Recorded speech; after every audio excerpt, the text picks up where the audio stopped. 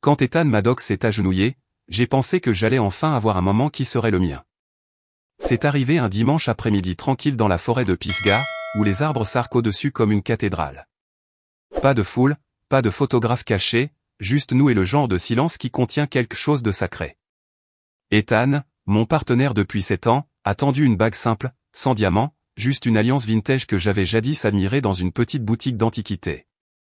J'ai dit oui sans hésiter. Je n'ai pas pleuré, je me suis juste senti immobile, comme si tout dans ma vie avait finalement trouvé sa place. Le lendemain, j'ai appelé ma mère, Lynette Aye. Elle habite à environ 1 heure de là à Statesville, à la retraite de l'enseignement, maintenant principalement préoccupée par les réunions du club de jardinage et par ma demi-sœur cadette, Harper. J'ai pensé qu'elle serait ravie, peut-être même qu'elle pleurerait. Au lieu de cela, après les premières amabilités, elle a dit « Tu as déjà dit à Harper ?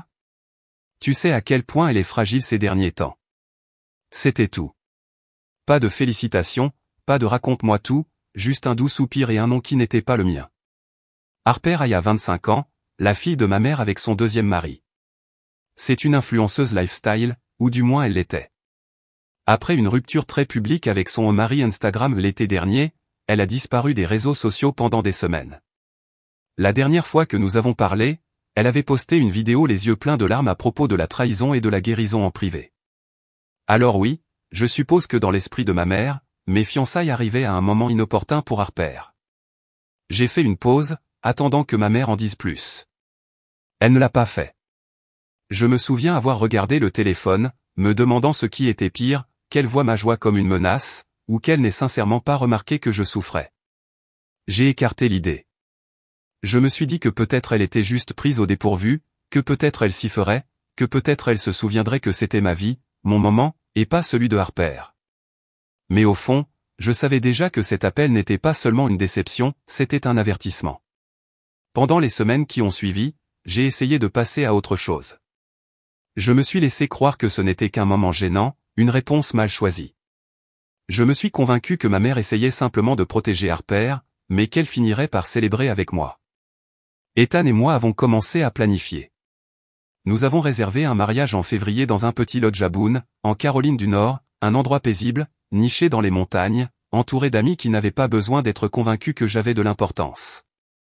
Nous avons choisi le bordeaux et l'ivoire comme couleur, des fleurs simples, de la bonne nourriture, une liste d'invités de 70 personnes, intime, intentionnelle. Puis Harper a annoncé ses fiançailles. C'était exactement 5 semaines après les miennes. Son post est devenu viral, elle sur un toit, main dans la main avec un homme que je n'avais jamais vu auparavant.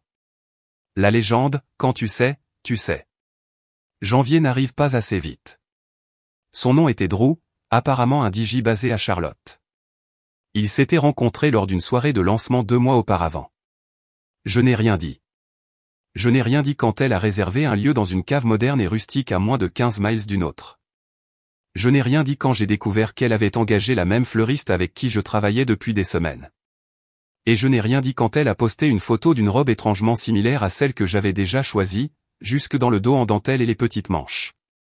Les gens ont commencé à m'envoyer des messages, « Attends, tu n'avais pas déjà choisi ce style de robe ? Ce n'est pas ton lieu. » J'ai souri. J'ai dit que ce n'était qu'une coïncidence. Je lui ai donné le bénéfice du doute, comme je l'avais toujours fait. Mais à l'intérieur, quelque chose s'est tordu. Pas de la jalousie, pas même de la colère. C'était cette douleur familière, celle que l'on ressent quand sa place dans la famille n'est pas seulement négligée, mais activement écrasée. Harper avait toujours eu un flair pour le drame. Quand nous étions enfants, elle a un jour dit à notre maîtresse que je l'avais frappée simplement parce qu'elle n'aimait pas ma note. À 16 ans, elle a percuté la voiture de notre voisin et m'a laissé prendre le blâme jusqu'à ce que mon beau-père la prenne en flagrant délit de mensonge. Pourtant, j'ai gardé ma langue. Elle s'est mariée en janvier, lors d'une cérémonie somptueuse, surfiltrée, diffusée en direct sur ses chaînes de réseaux sociaux.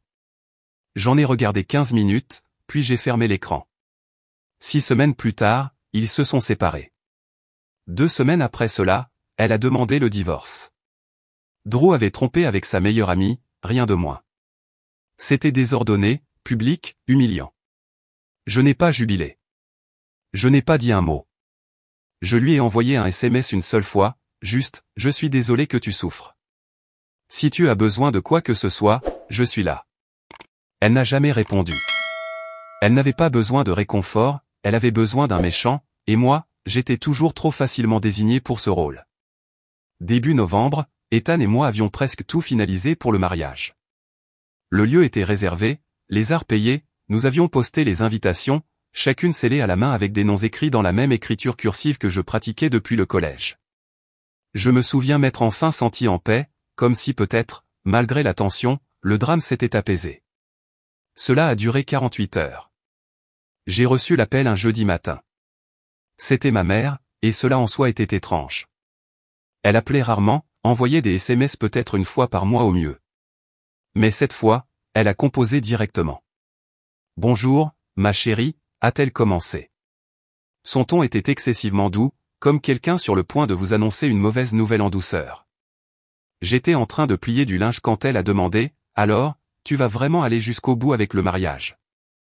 J'ai hésité. Bien sûr. Tout est prêt. Il y a eu une longue pause, puis ce soupir. J'ai fini par le reconnaître. C'est le bruit d'une limite sur le point d'être franchie. Eh bien, a-t-elle dit lentement, j'ai pensé à Harper, et je pense vraiment que tu devrais reconsidérer. J'ai cligné des yeux. Reconsidérer quoi? Elle a pris une inspiration. Tout. Le moment, la taille. Peut-être faire quelque chose de plus petit? Une cérémonie à l'église, la famille proche seulement. Gardez ça tranquille. Elle est encore en deuil, Juliana, tu sais ça. En deuil?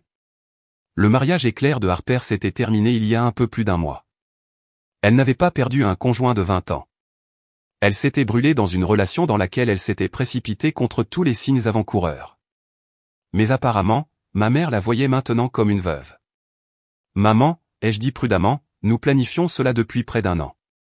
Ce n'est pas à propos de Harper. Elle souffre, a-t-elle insisté. Elle a pleuré toute la nuit quand elle a vu ton invitation. C'est là que j'ai senti le vieux et amer attrait de la culpabilité, celui qui chuchote, si quelqu'un d'autre est malheureux, tu dois en être la cause. J'ai gardé ma voix égale. Ce n'est pas juste. Ce mariage n'a rien à voir avec elle. Elle a rétorqué, si tu aimais vraiment ta sœur, tu attendrais. Juste jusqu'à ce qu'elle soit plus forte. J'ai raccroché peu de temps après. Cette nuit-là, Ethan est entré dans la chambre, tenant son téléphone, le front plissé. Ta mère m'a appelé, a-t-il dit. J'ai figé. Quoi? Elle a dit que j'étais la personne raisonnable, que je comprendrais pourquoi un grand mariage blesserait Harper, que peut-être je pourrais te convaincre de réduire la taille. Je me suis assise lourdement. Elle t'a appelé dans mon dos? Il a hoché la tête. Je lui ai dit non. Que nous ne changerions rien. J'ai avalé le nœud qui montait dans ma gorge. Ce n'était plus seulement à propos des sentiments de Harper. C'était à propos de contrôle. Un contrôle doux, teinté de culpabilité. Et c'était quelque chose à quoi j'avais fini par céder. Pour Thanksgiving, les choses étaient passées d'inconfortable à insupportable. J'avais commencé à le remarquer de manière subtile, une cousine qui appelait toutes les quelques semaines avait cessé de répondre aux messages. Ma tante Denise, habituellement la première à poser des questions sur les préparatifs du mariage, m'a envoyé un message vague, peut-être donne juste de l'espace à Harper. Elle a traversé tant de choses. C'était la phrase que tout le monde répétait, elle a traversé tant de choses. Comme si cela faisait de mes fiançailles une attaque personnelle. Puis sont venus les murmures. Ma cousine Megan, que Dieu la bénisse, m'avait discrètement tenu informé. Harper appelle les gens, m'a-t-elle dit d'une voix basse au téléphone. Elle dit que tu as choisi ta date de mariage juste pour remuer le couteau dans la plaie, que tu essaies toujours de la surpasser. J'ai eu l'impression d'avoir reçu un coup de poing. Je n'avais pas parlé à Harper depuis des semaines. J'avais choisi notre date il y a presque un an, bien avant ses fiançailles impulsives, bien avant son divorce. Mais la logique ne semblait plus avoir d'importance. La perception était tout, et Harper me dépeignait comme la méchante. Quand j'ai dit à Ethan, il n'a pas été surpris. Elle a besoin de quelqu'un à blâmer, a-t-il dit. Et tu as toujours été la cible la plus facile. Le dîner de Thanksgiving était chez ma tante Tessa cette année-là. J'ai failli ne pas y aller, mais Ethan m'a convaincu. Tu as tout à fait le droit d'être là, a-t-il dit. Alors j'y suis allé, retenant ma respiration pendant tout le trajet. L'atmosphère était plus tendue que d'habitude. Harper était déjà là quand nous sommes arrivés, assise dans le salon comme une princesse blessée. Elle portait tout en blanc, ses cheveux étaient parfaitement bouclés, son expression était vide mais fragile, comme si elle pouvait se briser si quelqu'un parlait trop fort. Nous l'avons saluée poliment. Elle a hoché la tête, mais n'a pas dit grand-chose. J'ai essayé de rester à l'écart, discutant tranquillement avec tante Tessa des fleurs, pivoine, renoncule, si elle tiendrait en février. Et puis c'est arrivé. Harper s'est soudainement levée, secouant la tête tandis que ses yeux se remplissaient de larmes. « Je ne peux pas faire ça », a-t-elle murmuré fort. « Je ne peux pas rester assise ici pendant qu'elle parle de ce mariage comme si rien ne m'était arrivé. » Tout le monde s'est tu. Ma mère s'est précipitée à ses côtés, les bras autour d'elle instantanément. Harper a enfoui son visage dans ses mains, sanglotant. « Elle a raison », a dit ma mère, me regardant directement. « Tu es inconsidérée, Juliana. Tu n'as aucune idée de ce que cela lui fait. » Mes mains se sont crispées sur mes genoux. Je sentais les yeux de tout le monde sur moi. J'avais envie de crier. Au lieu de cela, je me suis levé et j'ai dit doucement, « Ce mariage n'est pas à propos de Harper. » Ça ne l'a jamais été. Le visage de Harper s'est déformé. « Tu as toujours pensé que tu étais meilleur que moi. » J'ai regardé ma mère, attendant qu'elle intervienne. Elle ne l'a pas fait. Je suis parti tôt ce soir-là. Je n'ai pas dormi la nuit après Thanksgiving. Je suis resté éveillé, fixant le plafond, la respiration d'Ethan douce à mes côtés. Mon corps était immobile, mais mon esprit ne cessait de bouger, chaque mot que Harper avait dit, chaque regard que j'avais reçu autour de cette table, et pire encore, le silence de ma mère. Tout était plus fort dans l'obscurité. Au matin, j'avais pris ma décision. Je me suis assise à la table de la cuisine, j'ai ouvert mon ordinateur portable et j'ai rédigé l'email.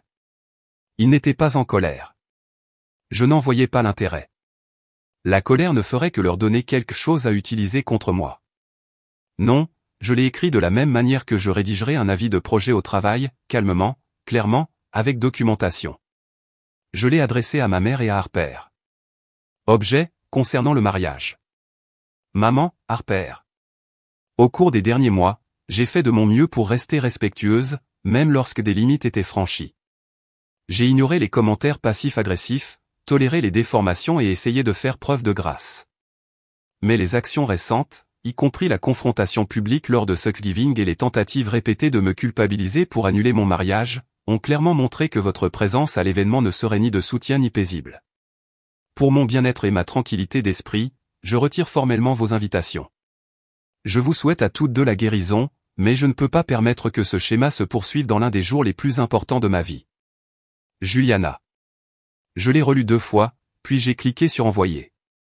Mes mains ont tremblé pendant quelques secondes après, mais sous le tremblement, quelque chose d'autre montait, un soulagement. À l'heure du déjeuner, ma mère a répondu. Je n'aurais jamais pensé que ma fille trahirait sa propre famille comme ça. Tu as choisi un homme plutôt que ton sang. Si ton père était vivant, il aurait honte. Classique.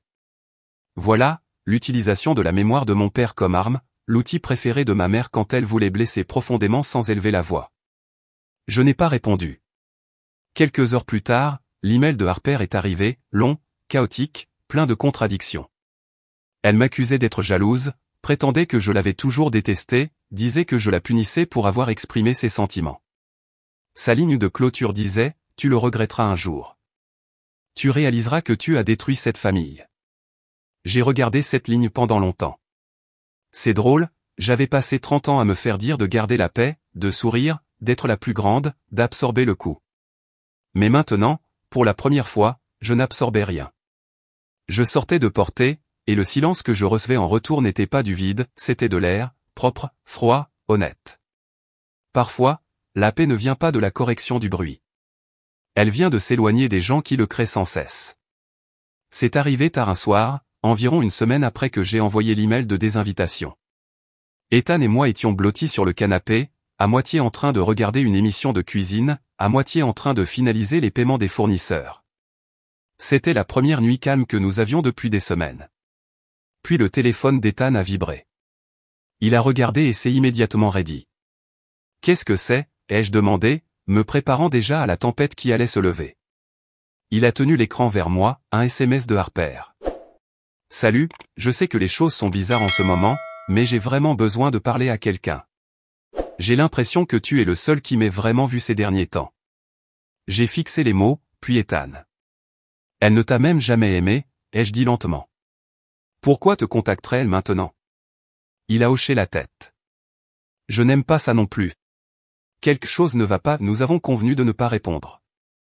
Mais au cours des 3 jours suivants, elle a continué à envoyer des SMS, chaque message plus intime, plus soigneusement manipulateur. Tu as toujours été gentil avec moi, Juliana ne comprend pas ce que j'ai traversé, parfois, je me demande si les choses auraient été différentes si nous nous étions rencontrés en premier. Ethan n'a jamais répondu à un seul message. Il m'a montré chaque message. Nous avons fait des captures d'écran de tout. Puis est venu le dernier, je sais que c'est mal, mais je n'arrête pas de penser à toi. Je pense qu'il y a quelque chose entre nous, Ethan. S'il te plaît, ne fais pas semblant qu'il n'y en a pas. J'ai senti un étrange calme s'installer en moi. Pas de rage, juste une confirmation. Harper n'essayait pas seulement de faire de moi la méchante. Elle voulait détruire tout ce qu'elle ne pouvait pas avoir pour elle-même. Ethan m'a regardé. Comment veux-tu gérer ça? J'ai pris une inspiration. Bloque-la. Mais fais d'abord une capture d'écran de tout. Il a hoché la tête et a fait exactement cela. Je n'ai pas envoyé de message à Harper. Je ne l'ai pas affronté. Il n'y avait plus rien à dire. Au lieu de cela, j'ai ouvert mon email, j'ai joint les captures d'écran et je les ai envoyées à ma mère, avec une brève note, j'espère que cela t'aidera à comprendre pourquoi Harper n'est plus la bienvenue au mariage. Je n'en discuterai plus. Ma mère a répondu dans l'heure. Tu interprètes mal sa douleur. Tu ramènes tout à toi. Et à ce moment-là, j'ai su qu'elle n'était pas seulement réticente à voir la vérité. Elle avait besoin de l'ignorer, car sinon elle devrait admettre ce qu'elle avait élevé. Il y a un genre de silence qui vous protège plus que n'importe quelle excuse ne pourrait jamais le faire. Le matin du mariage était tranquille de la plus belle des manières. L'air de la montagne était froid et propre, la neige précoce saupoudrant les arbres comme du sucre glace. Le lodge sentait le pain et le pain fraîchement cuit. Pour une fois, mes mains ne tremblaient pas. Mes demoiselles d'honneur entraient et sortaient de la chambre, retouchant le maquillage, ajustant les voiles, riant de rien en particulier. J'ai laissé leur voix m'envelopper comme de la musique. Ethan et moi avions décidé d'une première rencontre avant la cérémonie. Quand je suis sorti dans le jardin et que je l'ai vu attendre là, j'ai oublié les mois de stress, les messages, les murmures, les longues nuits. Je ne voyais que lui. C'était notre jour. Enfin. Du moins, c'est ce que je pensais. 30 minutes avant la cérémonie, Amanda, ma demoiselle d'honneur, s'est précipitée dans la suite nuptiale. Son visage était pâle. Tu ne vas pas croire ça, a-t-elle dit. Ta mère et Harper sont là. J'ai cligné des yeux. Quoi? Comment? Elles sont arrivées à la grille. La sécurité les a arrêtées, mais elles refusent de partir. Ta mère pleure, Harper crie. Je me suis assise très lentement. Qu'est-ce qu'elles disent? Amanda a hésité. Ta mère dit au personnel qu'elle veut juste voir sa fille se marier. Harper est plus forte. Elle dit que tu es une narcissique au cœur froid et que tu détruis la famille. Pendant une seconde, j'ai failli me lever, j'ai failli sortir pour leur dire ce que je pensais. Mais ensuite, je me suis arrêté. C'est ce qu'elles voulaient, me ramener dans leur chaos, se remettre au centre. J'ai regardé Amanda dans les yeux. Dis à la sécurité de tenir bon. Elles ne sont pas les bienvenues. Elle a hoché la tête et est partie. Je pouvais encore entendre la voix de Harper résonner faiblement depuis l'allée, aiguë et de plus en plus forte, tu le regretteras, Juliana. Tu regretteras d'avoir coupé les ponts avec ta propre famille. Mais je n'ai pas bougé. La cérémonie a commencé à l'heure. En descendant l'allée, je n'ai pas regardé vers l'entrée. J'ai regardé Ethan, les gens qui étaient venus avec amour, pas pour faire pression. Nous avons prononcé nos vœux sous des lumières scintillantes et des poutres en cèdre. Quand j'ai regardé nos invités, je n'ai pas vu qui manquait. J'ai vu qui était resté. Plus tard, j'ai appris que Harper et ma mère avaient été escortés hors de la propriété par le personnel, que ma mère avait pleuré théâtralement en s'éloignant, que Harper avait jeté son bouquet sur un agent de sécurité. Mais je n'ai rien vu de tout cela. J'étais trop occupé à danser avec mon mari. Parfois, la chose la plus radicale que l'on puisse faire est de protéger sa joie sans s'excuser, sans permission. Nous sommes rentrés à notre suite d'hôtel juste après minuit. Mes cheveux étaient défaits, mes chaussures étaient enlevées. J'étais épuisé de la manière dont seule la joie peut vous épuiser. J'ai consulté mon téléphone par habitude, 12 appels manqués, 9 messages vocaux, tous de ma mère. Je n'en ai écouté aucun. Au lieu de cela, j'ai placé mon téléphone dans le tiroir de la table de chevet, éteint la lampe et me suis endormi à côté de mon mari, n'étant plus une fiancée, n'étant plus une fille attendant d'être choisie. Le lendemain matin, alors que nous faisions nos bagages pour partir pour notre courte lune de miel à Asheville, ma cousine Megan a appelé. « Tu ne vas pas croire ce qui s'est passé hier soir », a-t-elle dit, presque essoufflée. Elles se sont battues de manière massive. Genre, des cris en bonne et due forme. Je n'ai même pas eu besoin de demander qui. Apparemment, après avoir été escortés hors du mariage, Harper et ma mère sont rentrés chez elles, et les fissures qui se formaient depuis des années se sont finalement ouvertes en grand. Harper a blâmé ma mère de ne pas en avoir fait assez pour arrêter le mariage. Elle a crié que maman aurait dû me faire annuler, aurait dû se battre plus fort, que tout cela était de sa faute. Et pour la première fois depuis peut-être des décennies, ma mère a riposté. Elle a dit à Harper d'arrêter de blâmer tout le monde pour le désordre qu'elle continuait de créer, lui a dit qu'elle devait grandir, prendre ses responsabilités. La dispute s'est terminée par ma mère mettant Harper à la porte de la maison. Elle reste chez une amie maintenant, a dit Megan, mais honnêtement, personne ne court après elle. Je me suis assise sur le bord du lit, écoutant, pas surprise, pas en colère, juste épuisée. J'avais passé une vie entière à être celle qui se pliait, qui aplanissait les choses, qui cédait de l'espace pour que Harper puisse se sentir entière. Maintenant, j'étais simplement sorti de l'équation, et elles s'étaient retournées l'une contre l'autre. Ce n'était pas une vengeance, ce n'était pas une victoire. C'était la gravité. À la réception, nous avions laissé un petit siège réservé près de la cheminée, un marque-place délicatement posé sur le coussin, Harper aille. Il est resté vide toute la nuit. Personne n'a demandé pourquoi. Personne n'a essayé de le remplir. Et cela, d'une certaine manière, a été le moment le plus honnête de tous. Elle ne manquait jamais à ma vie.